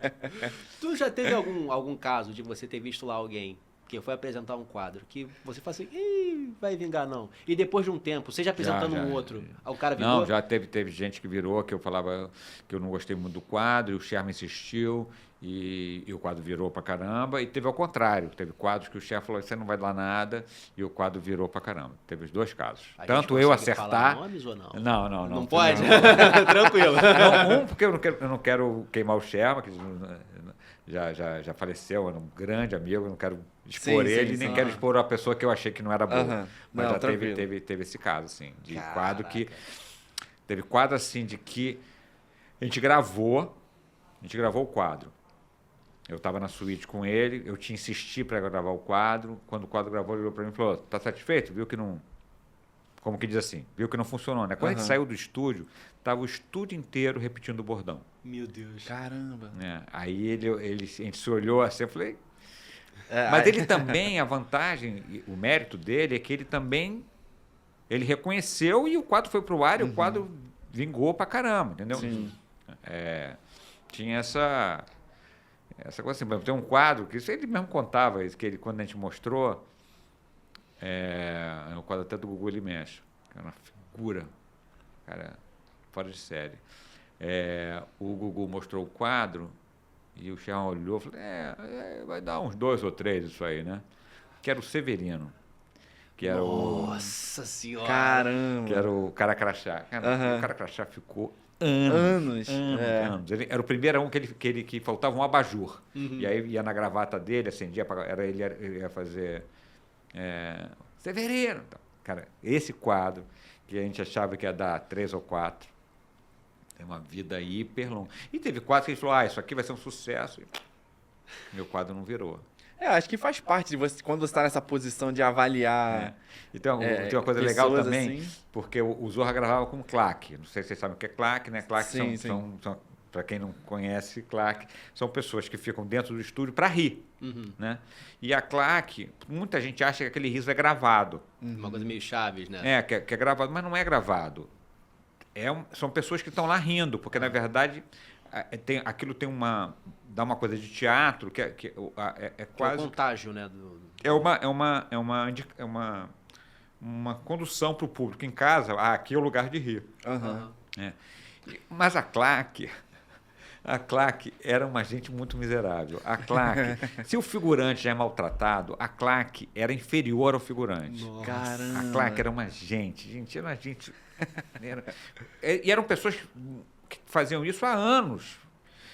Aposentados, que na verdade iam lá porque fazia aquela... E eu gostava muito de conversar com a claque, porque como elas tinham muita experiência, a gente quando gravava o quadro a primeira vez, porque tinha um regente de claque. Tinha um cara que ficava com o texto e fazia assinado. Isso aqui é riso alto, isso aqui é riso baixo, isso aqui é riso com uma palma. Quase um maestro. É um maestro, mas é uma profissão. Era o regente de claque. Caraca. E o regente de claque, a gente passava com ele no texto, olha, a piada está aqui, porque às vezes ele errava, a piada está aqui, não sei o quê, e ele ia regendo a claque e tal, né? Mas quando a gente fazia o quadro pela primeira vez, eu pedia para ele não reger, para eu sentir... E natural. Natural. E ali eu já sabia se o quadro ia bem ou ia mal. Pela reação da claque, eu ia para lá e já falei, eu quero ver o que vocês acham. Eu ficava ali. Mas o melhor dessa história da claque, tinha lá o regente. E que tinha uma senhora que ela fazia tricô. Só que ela não olhava para a cena. Ela estava aqui e ela fazia... Ela ia rindo com a galera. Com a galera, ela ia junto. Ela tinha uma risada boa, mas ela nem estava ali, nem estava olhando. Essas histórias dos Zorra são muito boas. Ai, meu Deus. Caralho. Vamos lá, então. Agora, antes da gente falar sobre os comediantes, cara, uma coisa que eu gostei muito que você falou ali era... o rolê que era pra você fazer o comédia em pé, ainda mais que eu não tinha que fazer várias vezes. Tipo assim, você desafiando a matemática e a física pra estar em vários lugares ao mesmo tempo, cara. Onipresente, né? Porque teve uma época, assim, 2010, 2011, que a gente bombava muito. Porque a gente fez mais de 1 milhão de espectadores. Caramba. Porque a gente fazia muito. Então, a gente chegou a fazer 11 sessões por semana. Todo dia? Todo dia, mais de uma do dia. Então, tinha alguns teatros, alguns teatros que a gente fazia. Tinha uma época que a gente fazia Norte Shopping, Niterói e Barra Square. Era uma excursão pelo Rio de Janeiro. Então, no mesmo dia? No mesmo dia. Então, só que não dava tempo para acabar o show, todo mundo ir para outro show. Então, quem ia fazendo já ia saindo, ia embora e tal. E a gente fez isso durante um tempão. E teve uma vez que a gente marcou 2 shows no mesmo horário. Caramba. D'Artagnan, né? Sendo que um era na Barra da Tijuca e o outro era na Ilha do Governador. Meu Deus. Então a gente dividiu o elenco, chamamos mais 2 convidados, só que eu era o mestre de cerimônia, eu tinha que estar nos 2 shows. Então, eu fui para a Ilha do Governador e o Léo Lins e eu acho que o Murilo estavam na Barra, eu, Caruso, o Paulo, estava no... Mais ou menos isso. Eu falei, eu abri lá, vai abrir, mas eu vou voltar para fechar aqui. Aí eu abri o show lá, fui pro Barra Square. O Barra Square, a garagem, você estacionava numa porta que dava dentro do palco. E eu ligando a produção, estou chegando, o Léo eu tenho que entrar, o Léo me chamar, porque eu tenho que entrar, fazer e sair. Aí eu, dito e feito, eu entrei, quando eu pisei na coxia, Cláudio Torres Gonzaga, eu entrei, fiz 10 minutos, eu acho, 10, 12, e saí. E não paguei estacionamento. Porque o rolê todo deu menos de 15 minutos. Menos de 15, cara. Menos de 15 minutos. Valendo, tá ligado? Valendo! Então teve 2 pessoas que se falaram, pô, eu fui no show do Comédia em Pé onde? Na Ilha. Eu também fui aonde? Na Barra. E o Cláudio estava... Não, o Cláudio não podia estar lá, porque ele estava lá. Eu estava em 2 lugares. Igual o Mário, ele pula num canto. E sai lá do outro lado. E o pior é que você ainda voltou. Eu voltei. Para encerrar o da ilha. Para encerrar o da ilha. Cara, que rolê. Não, isso mostra também que, tipo assim, a comédia stand-up, pra quem sonha em fazer e quer, de fato, ter uma carreira na arte, principalmente nisso, vê que não é só ser Thiago Ventura rodando aí fazendo... É um perrengue, mano. Tem que correr, tem que fazer de um lado pro outro. É a loucuragem, cara. A gente fazia... Assim, aqui no Rio não tem menos esse rolê. Em São Paulo tem bem esse rolê de você fazer uma casa. Aí, tinha uma época que quando eu era dos Barbistas, ainda era o clube lá de São Paulo, né? O Comedy. Sim. Que eles faziam 4 sessões, 8, 10, meia-noite e 2 da manhã. Caramba!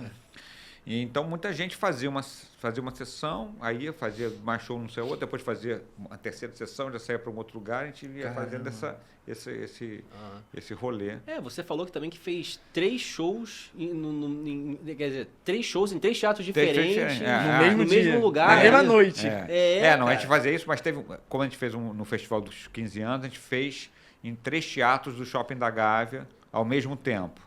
Caramba. Com todos os lugares lotados e com os comediantes rodando. Fazendo tinha um PowerPoint, você faz aqui, sai daqui, você quando sai daqui vai pra cá, e a gente rodando os teatros, foi legal pra caramba. E deu certo? Deu certo. E foi mesmo, você já dito que os 3 shows foram iguais, só em ordens diferentes. Eu imagino ele igual aqueles detetives da CIA, tá ligado? Aquele quadro cheio de pontos. Mesmo, você liga pra cá, que liga pra lá. Esse começa assim, esse começa do outro jeito. Foi isso mesmo. E não tinha inteligência artificial, não. Foi com inteligência natural. Caraca, muito bom, meu amigo. Posso fazer mais uma pergunta? Vai. A gente também estava comentando que uma das pessoas que também foi parte dos primeiros integrantes do grupo foi o Léo Lins, que é uma pessoa muito polêmica, entendeu? Tem quem ama, tem quem não suporta, mas assim, eu queria que você passasse um pouco da sua visão, não como uma pessoa que está ou defendendo ou crucificando, mas uma pessoa com a visão tanto de comédia, quanto comediante, quanto com a visão de humano, porque você conheceu ele como pessoa e você trabalhou com ele enquanto comediante. Cara, o Léo, primeiro, né, é um doce de pessoa, né, tem a pessoa física e a pessoa jurídica. A pessoa física é um cara ótimo de trabalhar, responsável, super profissional, hiper dedicado, estudioso pra caramba. O Léo durante os anos todos fez o Comédia em Pé. Ele gravava todas as apresentações dele e assim que ele gravava, ele fazia notas sobre o que ele podia melhorar, o que ele não podia. O Léo tinha uma capacidade de criar textos, era o que mais criava, mais fazia textos diferentes, realmente um profissional. Escreveu um livro até. Não, ele escreveu vários, que inclusive virou a Bíblia da galera que está aí hoje. Então é um cara muito, muito, muito sério, muito competente no que ele faz. Ele achou um nicho de fazer as piadas que ninguém pode fazer, as piadas que vão no limite, que vão assim, que ultrapassam o limite. Só quem faz é Voldemort, né? Os inomináveis, assim. Mas tudo bem. E é legal ter alguém para fazer isso, porque, ele fesse e deu mal, eu não vou fazer, deixa ele. Para servir de exemplo. Servir de, alguém abrindo as fronteiras aí. E aí ele criou esse público dele nesse nicho. E é hiper legítimo, né? Você pode não gostar de todas as piadas, e o melhor jeito, se você não gosta, é você não ir. Não consumir. É como que diz, eu sou contra 2 homens se casarem. Então é só você não casar com um, não tem nenhum problema. É tranquilo isso, né? Então, assim, então, o Léo é um cara muito competente, um cara muito bacana. Quanto a essa história, eu achei maluca, né, desse processo, é interessante porque levanta muito esse assunto que é das perguntas mais feitas aos comediantes, que é, mas qual é o limite do humor? E eu acho esse tema curioso, porque isso só é perguntado ao comediante, né? Porque ninguém pergunta, mas qual é o limite da literatura, qual é o limite do funk, qual é o limite dos jogos eletrônicos, né? Até a gente estava conversando, né? Fizeram um assalto ao Louvre, copiando um assalto que tem num seriado de TV. O Lupin, né? O Lupin. Ninguém foi para o autor do seriado e falou assim, mas qual é o limite do seriado que você vê? Não teve essa pergunta, entendeu? Não. Que inclusive também não teve nem pro livro, né? Porque o Lupin é um livro. Pois é. Não houve essa culpa. Teve até um caso mais grave de um assalto até com morte, que foi copiado da Casa de Papel. Casa de Papel. Sim. E, o comediante está fazendo, como é que diz? Não existe essa possibilidade de dizer, o fulano, quem me matou? Eu matei ele porque eu vi uma piada do Léo Lins. Não existe isso não vai acontecer. Essa relação hipótese, não existe, né? Agora, é isso. Claro que existe no Brasil leis, né? Que são leis contra homofobia, racismo e tal. Então, a pessoa se sente ofendida, ela tem o direito de processar. E o cara tem o direito de se defender, a justiça vai resolver, ok. O que é maluco é quando isso vai para a área criminal. Quando você está na área civil, é uma coisa. Quando você vai para uma coisa que a pena é maior, quer dizer, é melhor você matar a pessoa do que fazer uma piada sobre ela. Uhum. É mais fácil sair da cadeia matando o cara do que fazer uma piada sobre ele. Então, isso é uma loucura, é uma maluquice. Né? Você ir nesse caminho, né? Uhum. Então, eu acho que o comediante está muito sujeito. É fácil bater no comediante, né? Então, quando tem essas chacinas e tal, esses jogos que são jogos que estimulam a violência, ninguém pergunta para uma empresa dessa, olha, qual é o limite do jogo eletrônico? Sim, Né? Os funks que são verdadeiras odes à violência, são super sexistas e tal. Tudo pode, agora o comediante não pode. O comediante é o alvo fácil. É o alvo fácil, só o comediante que não pode. Né? Agora é isso, eu acho que, quando falam isso também, o Bruno Mota fala muito disso assim, o limite é você que estabelece. Uhum. Tem coisas que você pode fazer, mas você não deve, é uma questão, né? Você pode... Tudo eu posso, mas nem tudo lhe convém. Você pode ir com a camisa do Vasco, passar pelo meio da torcida do Flamengo xingando todo mundo? Pode? Pode. Sim. Você vai fazer? Não é aconselhável. Então, poder pode, entendeu? Poder pode. Você tem que segurar. Né? O limite é a quantidade de dinheiro que você tem para gastar com advogado. Né? Mais ou menos o tempo de vida para gastar na cadeia, aparentemente. Né? Agora, realmente, quando você vai para esse lado da cadeia, eu acho que você revela o quanto a lei brasileira é maluca, né? Essa dosimetria, que essa palavra está na moda. Está em voga agora. Está em voga? Como é que isso é? É melhor você matar o guarda florestal do que cortar a árvore, entendeu? É mais fácil. Olha, tem um cara aí do como é que chama lá? Ibama. Do Ibama, vem aí. Então, mata ele, mas a gente já cortou a árvore. Cortar a árvore é pior. Sim, cara. Entendeu? Você vai virando uma... Não estou defendendo cortar a árvore, não, pelo amor de Deus. Você é cancelado aqui. Não é isso. Dizendo que as leis são... geram descabidas, estão sem proporção, São né? proporção, né? Pô, só pra gente até não ficar muito tempo nesses assuntos polêmicos, assim, mas é curioso quando entram esses assuntos envolvendo a comédia, a opinião vale muito tá muito embutida no que a pessoa diz sobre o acontecente, né? A pessoa coloca muita opinião sobre a pessoa do que a pessoa, como não acha graça, diz que ele não é comediante, né? Essa é a maluquice. Não, mas que as piadas não têm graça. Isso não está em questão. Sim, não é o tema. Quer dizer que se fosse engraçada, podia. Sim. Se a pessoa está dizendo isso, que as piadas nem graça tem, não. Se for engraçado, vale. Não, tem piada. Uma piada que é racista, ela não pode... sendo engraçado ou não. Dela, simples assim. Sim. Entendeu? É simples assim. Tem a última coisa que eu queria perguntar sobre esse tema, é a última mesmo. Com relação, por exemplo, teve até essa discussão, se não me engano, foi no Inteligência Limitada. Tipo assim, mas a persona não é um personagem, é você. E se o Léo faz piada sobre isso, significa que ele, na verdade, acorda e almoça uma criança que tem problema, e de tarde ele bate num velho. Você, enquanto pessoa que conheceu ele, pessoa, assim, eu não sei qual foi o grau de conhecimento que você teve. Se foi amigo, se foi... Amigo. Ele é uma pessoa mais do tipo... Não tem nada a ver com esse é um personagem. É um personagem. Uhum. Inclusive, ele é um dos caras que faz de figurino, inclusive. Não que isso seja, mas normalmente os comediantes vão com a roupa de casa. Sim, uma roupa normal. O Léo tem um figurino, ele tem uma persona de palco, que é uma coisa entre um personagem e você mesmo. Ele tem uma persona que é uma persona de palco. Sim. Que a piada não é opinião. Claro que está embutido a opinião, é evidente, não vou ser ingênuo disso, mas é diferente. É diferente de você falar isso numa tribuna, num discurso em praça pública, ou numa entrevista em que você dê isso como opinião. Outra coisa é você fazer isso em forma de piada. Aí vai entrar, mas é de mau gosto. Tudo bem, outro problema. Sim. Né? Mas a piada não é necessariamente a opinião. Pode ser, mas não é necessariamente. Agora, saindo um pouco desse assunto, cara, a gente estava conversando com o Isaú tem 2 dias. E ele falou que você estava com um projeto novo. Sim. Agora eu tenho um show que chama... Eu tô com meu filho é pianista, uma atriz, cantriz, que é a Suzana Abranches, e uma percussionista, Paula Pérez, e meu filho Tomás Gonzaga, que é pianista. A gente tem um show que chama Contando Samba, que a gente conta histórias do mundo do samba e aí vai cantando os sambas das histórias e contando as histórias do samba, né? Sim. O Chico tá me irritando, rapaz. A gente vai fazer agora lá na Gabaré do Glaucio, que é um lugar super legal, no dia 15 de dezembro.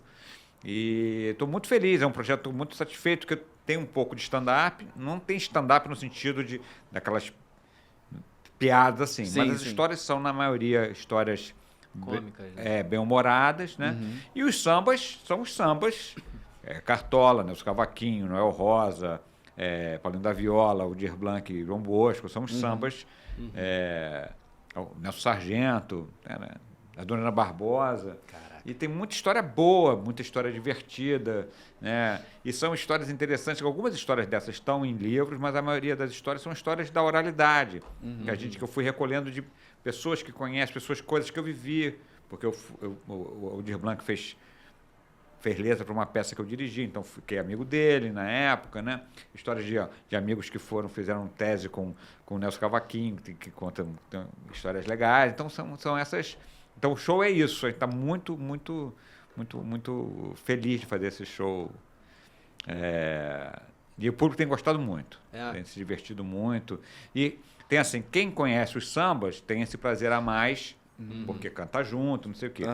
Mas que é um público mais velho. Quem não conhece os sambas acaba se interessando por causa das histórias. Sim. Então, desperta ali, né? Desperta, cara. Olha, essa música foi feita com essa circunstância, assim. Aí a pessoa já cria um novo interesse. E isso surgiu, assim... Essa iniciativa foi sua? Foi minha. Na verdade, a gente tem...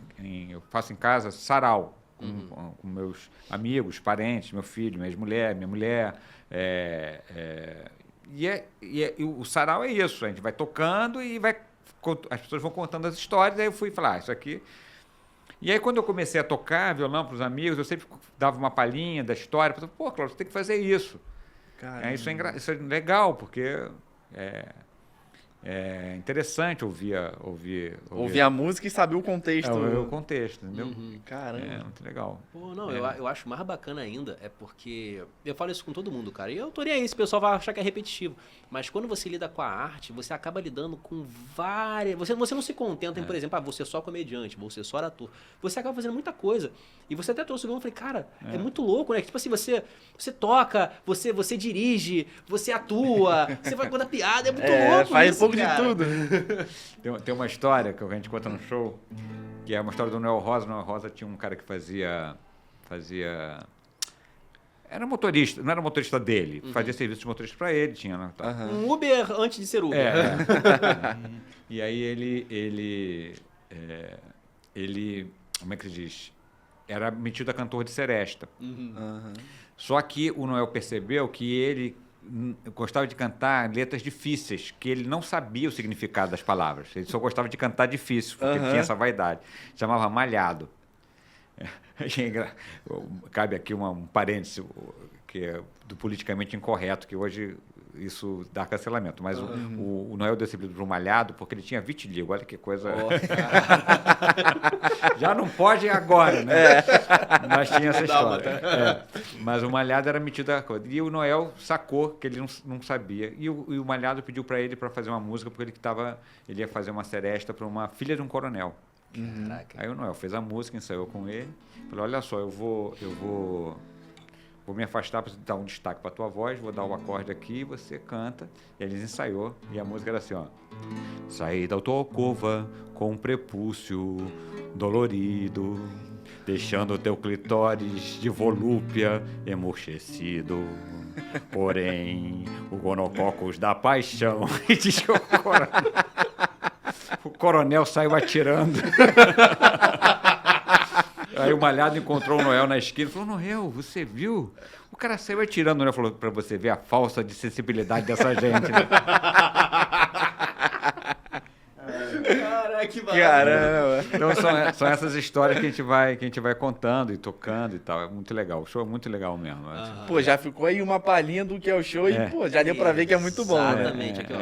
Inclusive, assim, como é que tá? Você tá se apresentando num lugar fixo? Não, a gente a gente fez lá na Cândido Mendes, fez no Brigitte Blair, e agora a gente vai fazer no Cabaré do Glaucio. Vocês conhecem esse espaço? Sim, sim. O Cabaré não, eu tava no Brigitte esses dias que vai ter assistir a Vaidosas. Né? Mas esse eu não conhecia não, o Cabaré eu não conhecia não. Bom, o Cabaré tem stand-up, já fiz show de stand-up lá. Com o Paulinho, né? Com o Paulinho. O Cabaré é um espaço que era uma sala de ensaio no complexo do Glaucio Gil, que eles fizeram um cabarezinho com um palquinho, uma ribota. É um lugar muito legal. E eles estão com uma programação muito bacana. Sim. A gente vai fazer numa segunda-feira, que eles têm uma programação de novos talentos. Aí a moça falou assim, olha, eu sei que não sou novo talento, mas cantando eu sou novo. Então dá para colocar aí, me incluir nessa... Porque eu comecei com a coisa do violão e tudo na pandemia.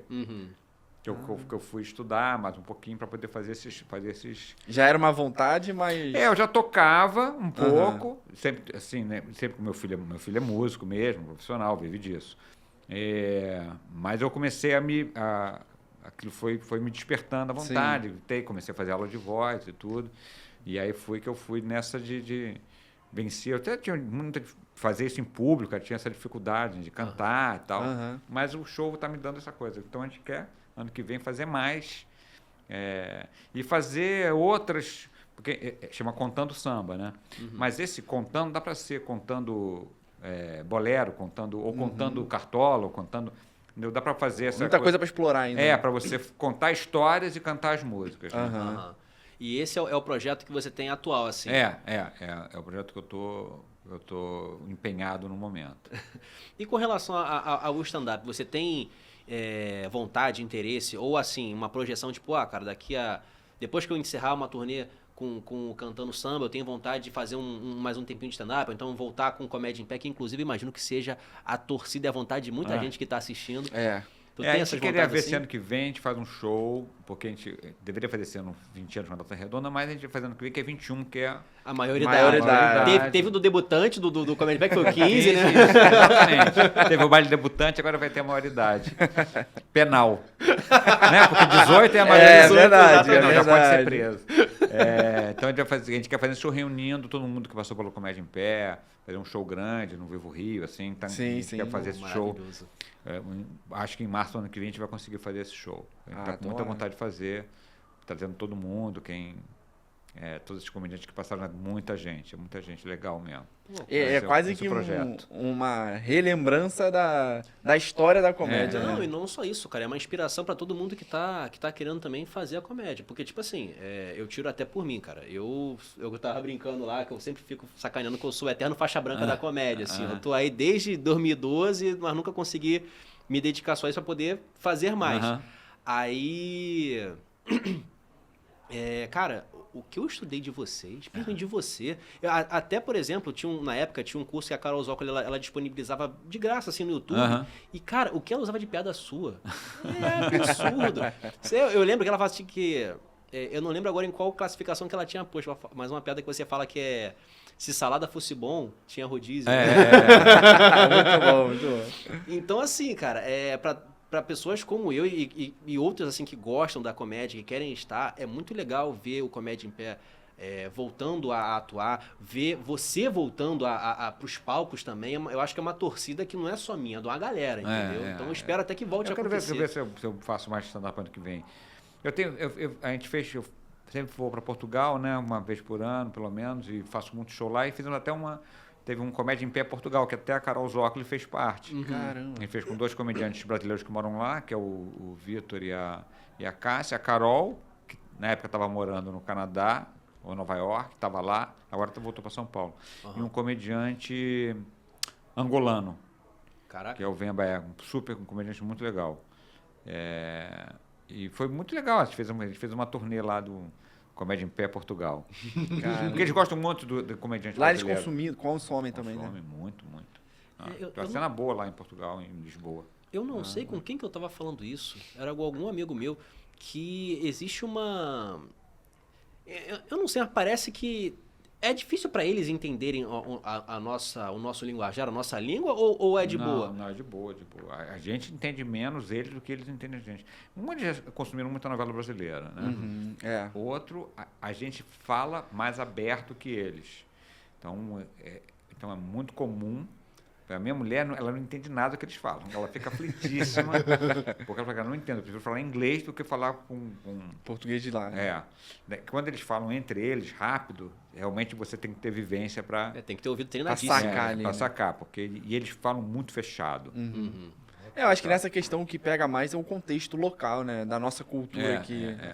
Acho que é isso que pode dificultar um pouco o entendimento deles. Talvez, né? Também. Até porque, se você for parar pra analisar, eu tava até ainda mantendo essa conversa que eu tava tendo com esse amigo, ele falou, cara, eles falaram que eles entendem bastante o português, por exemplo, do Rio, de São Paulo, mas não entendem, por exemplo, um português mais pro lado do Nordeste. Ele falou, cara, tem gente daqui que não entende, porque tá tão regionalizado os caras, o modo de falar. O sotaque carioca, ele é português, na verdade, né?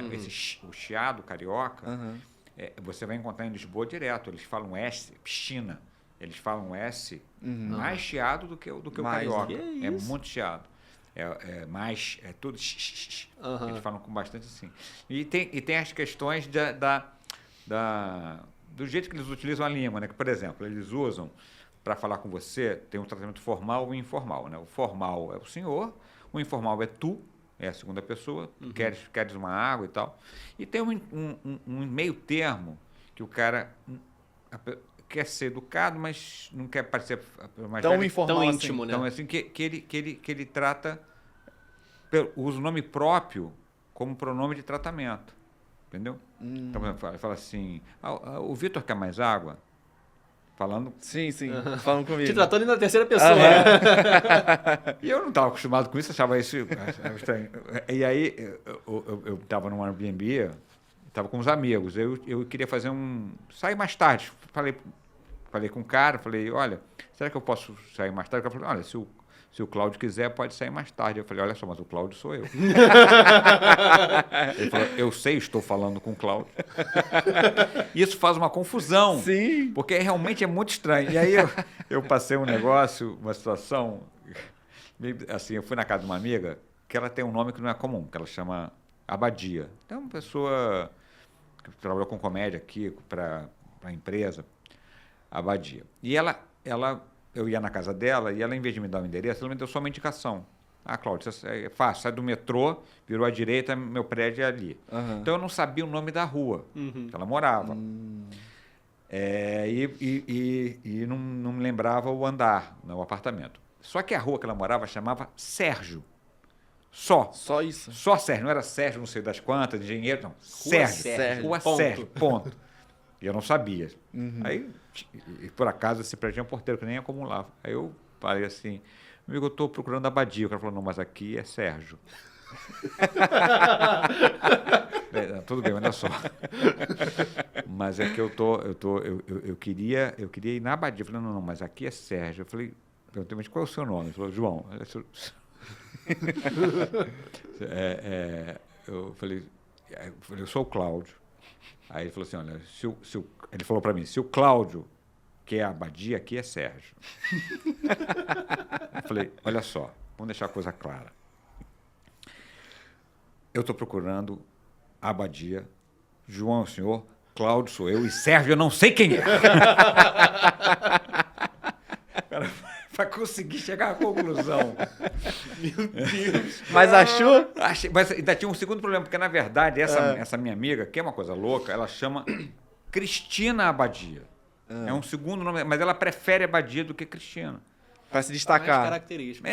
Mas enfim, então o nome dela que estava lá não era Abadia, era Cristina. Nossa, então, assim, até chegar a essa conclusão, foi um inferno. Essa coisa é. Então, assim, isso até são coisas que eu conto isso no show lá.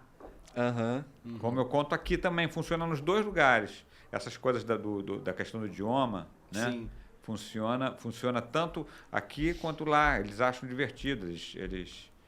Pelo que eu tava vendo, o humor, assim, tem um grupo lá que eles dizem que é famosinho, que é o tal do Gato Preto, Gato Negro. Gato Fedorento. É? Gato Fedorento. Porque quem me falou que tinha outro nome, mas assim... Pode ter certeza que é Gato Fedorento. Tem um outro grupo que eu não conheço o nome, mas eu tava vendo até uma sketch dele que são sketches assim, que me fazem rir, tipo assim... Cara, o Gato Fedorento é do Ricardo, né? Do Ricardo... Acabou de fazer encontro com o Ricardo Pereira. Sim. Mas o Gato Fedorento é dos anos 80, quando já não fazem coisa muito... 90, já não fazem coisa há muito tempo. O Ricardo é que continuou como virou... Ele faz stand-up pouco, sim, mas ele tinha um programa chamava, acho que 11h30, não era 11h30 não, nome assim, um horário, 15 para meia-noite, um nome assim, que ficou muito conhecido. O Ricardo é um cara muito inteligente, e você pode ter certeza que os sketches que você viu, tem o Ricardo. O Ricardo é muito engraçado. Ele toda hora ele tá fazendo coisa com o Gregório, sobre língua portuguesa, e ele sacaneando o jeito do brasileiro falar, o Gregório sacaneando o jeito dos portugueses falarem. Isso é super, super legal.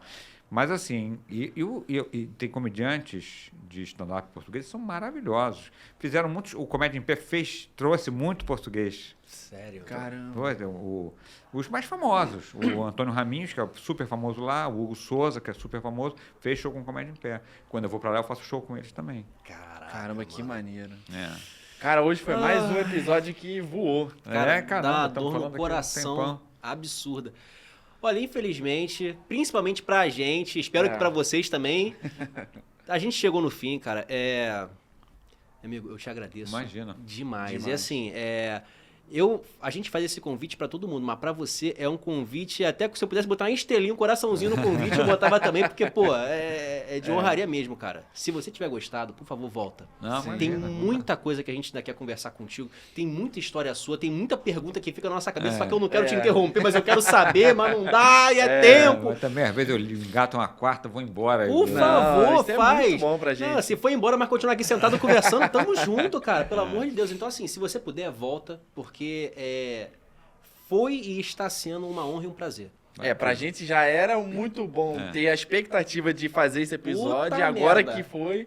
Maravilha, foi maravilha. Incrível. Eu quero deixar o meu... Eu tenho, o meu Instagram é muito fraco. Eu sou comediante com menor seguidores, tá? Então eu quero, por favor, meu Instagram é @Clatogon, que é Cláudio Torres Gonzaga. Clatogon. Então eu quero deixar só o meu @, que é para quem quiser seguir. E você que tá aí, siga. Se você é um maluco que não o segue, para começar, que você tá erradíssimo, entendeu? Então, assim, faça esse favor pra você e pra comédia, cara. Clatogon, inclusive, de todos os que já vieram aqui, é o único que eu gravei de cabeça, que essa viajar. Clatogon. Porque é da época do Twitter, né? Sim. Cláudio Torres Gonzaga gastava 140 critérios só com o nome. já para economizar. Faz sentido. Depois, se você quiser também, deixa aí a agenda de shows também, a gente reposta, o que você quiser mandar. Por enquanto aqui tem certa, esse não sei quando é que vocês vão estar vendo isso, mas tem esse 15 de dezembro, que é às 8 horas, uma segunda-feira, no Glaucio Gil, que é o Cabré do Glaucio. Mas ano que vem a gente vai vir com força aí com Contando Samba. E futuramente contando outros gêneros também. Contando outros gêneros e com agenda de stand-up também. Por favor, cara, volta com o stand-up. Eu quero muito poder assistir, nossa senhora. Inclusive, é uma frustração minha não poder ter te assistido ainda. Pois Eu morava em Saquarema, não tinha como ficar vindo, ainda mais... Você, inclusive, pode, se a gente não chuta, faz seu Open, faixa branca. Sonho! Aí eu caio duro no chão. Vambora, se Deus quiser. Meu amigo, eu te agradeço demais. Valeu, foi ótimo. Eu espero que você esteja com fome, porque se você... Pelo menos a gente vai fazer um petisquinho ali rapidinho. Tá bom, vamos nessa. Pra poder na Patrone, porque, manter o nosso... A gente brinca aqui que a gente tem 100% de aproveitamento. Nem Neymar faz isso, meu amigo. Entendeu? Todo mundo que vem aqui prova Patrone e gosta. Então, às vezes volta pra gravar com a gente só por causa da Patrone. Que é o nosso suborno, né? Porque a gente tá começando, o nosso suborninho é a patronezinha. Então você também, que tá querendo saber se a Patrone é boa ou não, cara, vem experimentar, porque é o bicho. E detalhe, Parque Shopping Jacarepaguá, na verdade, Parque Jacarepaguá. Parque Shopping vai acabar em Campo Grande. Então, no Parque Jacarepaguá ou no América Shopping, meu amigo, tem a patronezinha que é, sucesso. Maravilha. Cola lá que vocês vão comer.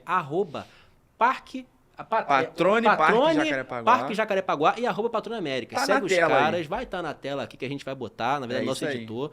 Segue os caras. Se puder também, cara, dá essa força pra gente e pro podcast, porque a gente tá sempre tentando trazer pessoas que a gente ama receber, como você. Com esse gabarito. Exatamente. E quanto mais vocês ajudam a gente, mais a gente consegue trazer pessoas iguais a ele. Então, segue aí, @FalaComédiaPod em todas as redes sociais. Todas as redes. Se puder também dar essa força pra gente aqui, cara, o Júnior Bernardes, puder me dar uma seguidinha pra poder ajudar também, tanto como faixa branca da comédia aí, quanto como podcast. Exatamente, pra mostrar que realmente hoje eu vim pra, pegar do Sensei, cara. E Victor Dutra, ponto 98. Exatamente. Sem piada hoje. Sem piadinha hoje, porque a gente não tem tempo. Mas é isso, pessoal. Eu espero que você tenha gostado. Eu espero que você tenha gostado. Eu muito, sempre bom. Pra gente é uma honra e um prazer. E eu espero que poder te intimar a vídeo novo. Por favor. Tá bom? Pessoal, você que não gostou é um idiota, né? Porque você foi muito bobo. bom, pô. Você é bobo, porque isso aqui foi tá top. No lugar errado, que não é possível. Não, tá no lugar certo. Venha pra cá sempre que você puder, tá e bom? assiste os outros. Pessoal, é isso. Tamo junto. Muito obrigado pela sua audiência. Valeu. Beijo na bunda até segunda. Só pro editor ficar feliz. Ó.